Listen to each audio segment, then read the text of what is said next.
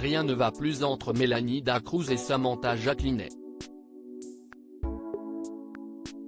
Cela fait maintenant 7 ans que les deux ex d'Anthony Martial, qui ont chacune un enfant de lui, n'ont de cesse de se tacler sur les réseaux sociaux.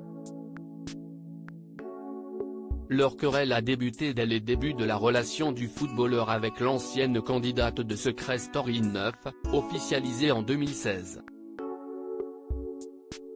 D'après Samantha Jacquinet, elle était encore en couple avec Anthony Martial lorsqu'il a commencé à fréquenter celle qu'elle a longtemps qualifiée de voleuse de mari.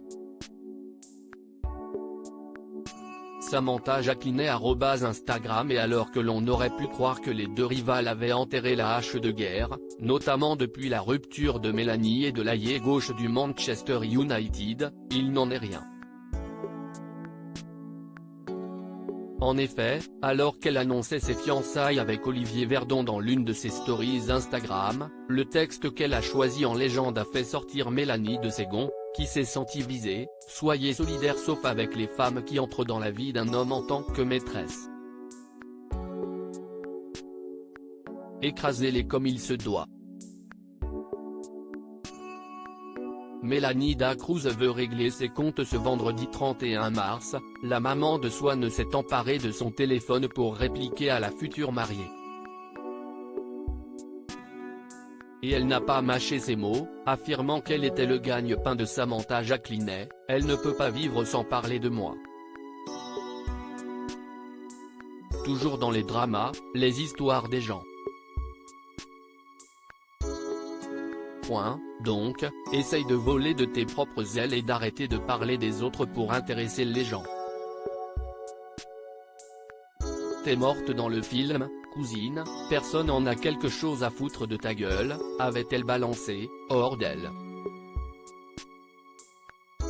Mélanie Dacruz @Instagram. Pour finir, Mélanie a averti la maman de Peyton qu'elle n'allait pas en rester là et fait savoir qu'elle allait la contacter dès son retour en France. Et elle a tenu parole, comme en témoignent les dernières stories des jeunes femmes, qui ont agité la toile. Course-poursuite sur l'autoroute.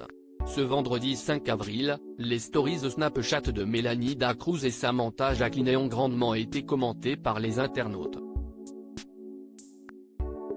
En effet, la maman de Peyton a d'abord posté une vidéo, relayée par Akabab, où on l'entend répondre à l'appel de Mélanie. Celle-ci lui demande où elle se trouve afin qu'elle puisse se rencontrer rapidement dans une ville de l'Essonne. Samantha lui explique alors qu'elle doit se rendre à un enterrement et qu'elles pourront se retrouver après la cérémonie funèbre.